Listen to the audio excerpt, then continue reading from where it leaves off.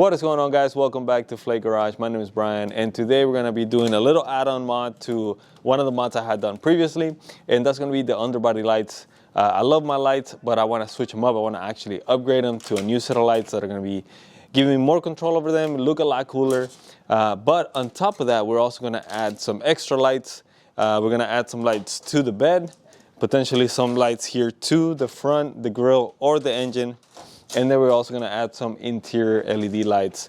It's super dark in there at night. There's no footwell lighting. There's no overhead lighting. So we're going to add some of that into the truck now.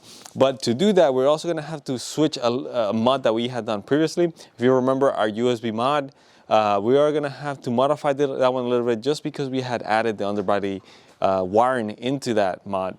So if you haven't checked that one out, go and check it out. I'll link you guys on the top here so you guys can see it.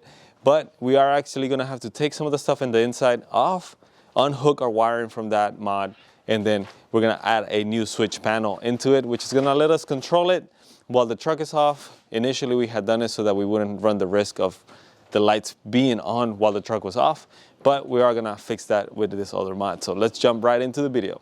All right, guys, so to accommodate for all this extra lighting and stuff that we're going to add into the truck, if you guys hear a little background noise, it's Brian working on the mod right now, but he doesn't want to show it yet, so stay tuned for that one. But basically, we have this switch panel. This switch panel is going to allow us to run our lights and be able to shut them off if the truck is off, turn them on if the truck is off. So we can control every single lighting element in here independently and also be extra sure that everything is off once we want it off. What we're gonna do is we are gonna go in the interior, find a spot for this, and I'm thinking right below the stereo is gonna be a great spot for this. It almost fits perfectly. It's a little bit shorter, but we're gonna make it work, and we're gonna use some rivet nuts, so that way we can screw it on and get it out of there if we need to.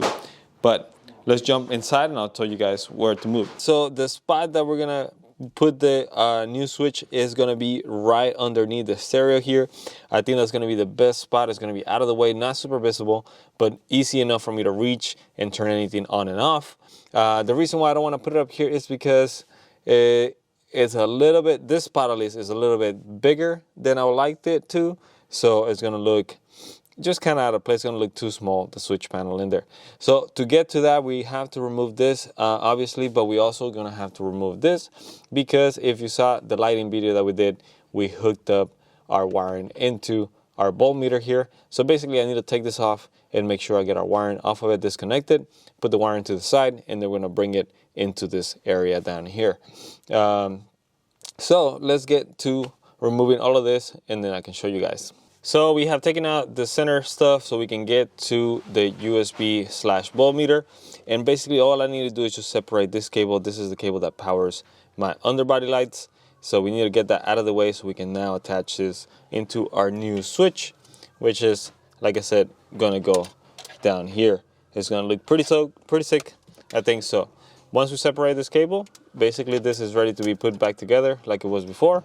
You attach your cables back to the USB voltmeter reader and then put this back in place. So let's get that done. So we finally pulled out the stereo, and now the little place where we're going to put our switch, it would fit perfect like this. I wish it would just stay in place like that and I didn't have to drill anything, but unfortunately it's not going to stay. So what we're going to do is we're going to put it just a little bit up. We're going to drill some small holes in here and be able to tie it to that spot. Now that doesn't look great here, unfortunately, and I know that, which kind of sucks, but when you have it in the truck, this is so hidden below everything that you're not even going to see it, so it should be okay. And then I also need to have space because all of this needs to be in the back end here, so I need to be able to take it out and put it back in place whenever I'm adding the stuff I want to control with this switch. So we're going to mark up the spots here where we're going to drill, and then we're going to put our bolts in place. So we have now drilled the holes that we needed to. As you can see here, we have two right there on the top. Everything's lined up with our switch, so everything is good. And then I went ahead and did some rivet nuts. I'm telling you guys, this has been a game changer for me. Ever since I discovered rivet nuts, I've been basically riveting as many things as I can with them because it allows me to be able to take it off, put a bolt in it and take it off. And then I know exactly what size they are. So that has been something I've been using constantly ever since I got this tool. And I first used this tool when I did my door panels on my Mazda. So I'll link you guys in the top if you want to check out that video.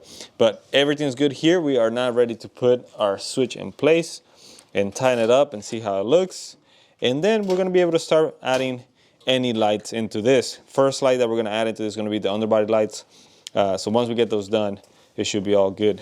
So let's do that. So inside of the truck, we have our cable here, which has been split again. We're going to put some connectors in here so we can tie it into the switch. And then we have our panel here out of the way. We're going to move this to the side. Basically, that's almost ready to go as soon as I put the connectors in here. So I'm going to move on to the next light I want to add in here, and that's going to be some interior lights. So check it out, guys. These are the lights that I'm using for the interior of the truck. The reason why I went with these lights is because they have this nice diffuse panel on them. They look like, basically it's going to allow me to put it on the side of the truck, and it's going to look like a factory lamp almost, because it's diffused. It doesn't have the LEDs just shining right at you. And then it also allows me to control the lights through an app, which is going to come in handy, especially if you're going to be at the show or anything. Being able to control it from your phone is going to be great. So if you guys are interested in this kind of lights, I did have to buy this from overseas. So let me know in the comments. Maybe I'll do a pre-order of them and get a couple of them if there's enough interest for you guys. And then you guys can purchase them through our site. But again, let me know in the comments, and then we'll see if we get something going for that. But basically, to get this in the truck, I already looked down there, and there's going to be a couple ways that we're going to go about this. And the first way is going to be for the passenger side. I basically have these flats that were left over. You don't have to go this route, but I like being able to have everything flat and even, and also kind of hidden back there. So the way I'm going to go about it is I have basically some of these little extensions, and we're going to put it on the flat on basically 2 points. It's going to be on the edges of it, something like this. And that is going to be bolted on together, and then we're going to go in here and I'll show you.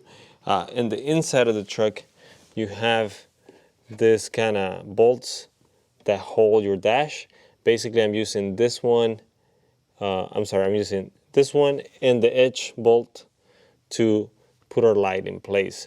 I'm going to try to show you here an angle from the bottom, because I know this is probably going to be kind of hard to see. So let me jump down there and show you. So if you can see here, there is one of my flats already kind of placed in there. And if we go over to the side, there's the other one. I basically just removed the bolt that was holding the dash in place, slid that little flat in between it, and then put the bolt back in there. That was just, it's in there right now so I can test and then mark my aluminum flat on where it needs to be drilled through to put the bolts that hold it in place. And then it's just going to be ready to be put in here. So with that, we're going to be able to take care of the passenger side. Now the driver's side is going to be a little bit different, mainly because we don't have those bolts to tap into. So let's get this side done first so I can show you the final product on this side, and then we'll jump to the driver's side and I'll show you what my solution for that side is. Check it out, guys. So we are looking now at the bottom, and as you can see, my nice little bracket is in place. And if we go over here from this side, basically where you would be sitting, you see that you don't see that bracket at all. It's hidden completely behind it. So it's going to be the perfect placement for us to put our light that is going to shine nice and bright here on our footwell. So that is the passenger side, nice and done. Now we need to move on over to the driver's side, and that's going to be a little bit different because obviously we don't have the same bolts over here. So let's figure out a way to put a nice bracket on that side that's going to hold our light just as good as the passenger side. Let's do it. We are now on the driver's side, and as you can see here, I have now kind of mocked up where my bracket is going to go, where my flat is going to go, and this is where the light's going to be mounted on. Now, if you want to go the easy way about this on this side, technically you could just stick your light into this kind of plastic tubing that's part of your AC that goes into this bend right here. So you could just go the easy way and stick it onto that. Now, I didn't want to do that just because I wanted to do it a little bit nicer, and then I also don't want to run the risk of anything happening to that tubing just because it's going to be impossible for me to find it. So the way I did it was, if you remember, basically these little things from our power lock install. This came with the kit that was together with your power locks. So we ended up using them. I always keep any extra parts I have. And then we ended up using them here. Let me see if I can focus here. So basically it was cut in half and then bent. And I'm using these bolts that hold the little plastic piece here for this bent. I'm using those same bolts to hold the little metal clips that I then shaped into this edge to have my flat be nice and supported there. So that is all marked up. That flat is ready to come out, and then drill some holes so we can put our nuts and bolts in there, and we should be pretty much good to go on the driver's side. So after this, all we're gonna have to do now is basically run our lights where they need to go. So we are gonna basically run everything from the center, kind of like what we have here with the radio. So we're gonna run the 2 lights into this. The only downside of it too is that the lights do have a lot of wiring to them, because I guess they expect you to put them underneath the seats or something. So we are gonna have a little extra wire on the passenger and driver side, but hopefully we're just gonna tuck it back here behind everything else like we did before. And then from there, we're gonna run our other 2 wire and lights, because I wanna put them here on the B pillars. We're gonna put one on the passenger side, and we're gonna put another one on the driver's side. So I'll show you that in a minute, but we're basically gonna run it right here through the bottom of the carpet. So let's get all that ready, and then I'll show you how it looks. Check it out, we have the passenger side now done. As you can see here, if I can focus on the light real quick, it's kind of close. There is the passenger side light. We do have to do a little bit of rewiring with our whole setup here. So I'm running some of the old cables that I have for the underbody lights differently. I had them run basically through the back here, down, and then up this way. Now we're gonna reroute them through the top over here, since we do have a place that we can zip tie it to, and it's not gonna be dangling. As far as the middle one here, everything is, let me move my light here. So everything is run through the middle there. Unfortunately, because of how I did my carpet here, it's kind of very hard to kind of lift it up to run the wires to the bottom of them. That's the best way I would like to do it. It's just very difficult to get my hand underneath there, and especially get it all the way over here. So what I'm gonna do, since I do have the center console, is I'm just gonna run them underneath the center console there. So you can see them here, but you're not gonna see them once everything is put back together. And then hopefully that all should be fine. We are gonna see this little bunch of cables right here, but I'm okay with that. I can deal with that basically. See, ooh, it's got super bright.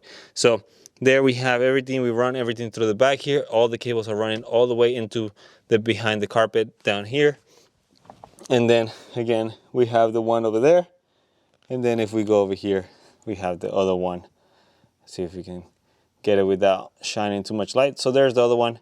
And then again, it's running the cables right behind the little back cover over here. Hopefully you guys can see that good. It's kind of dark in here. I'm doing this at night, and the garage is kind of dark. So anyways, all that is basically run for the inside lights. The underbody lights also have their new cables attached, ground and power there. But we are going to run a brand new set of wires for that switch panel. And if we jump over here to the engine bay, you can see here my cable is dangling. That is the new cable I'm running. So I had to undo a little bit of this. There's my 2 ends. We're gonna run that all the way to the inside, and then we're gonna run that directly here into the battery, and also add a fuse in between. So that way if something happens, the fuse will pop, and then we'll have our block good and safe. So I'm gonna keep doing work here, and then I'll show you once it's a little bit more set up, so you guys can see how it's all basically looking when it's a little bit more tidy. So let's do that.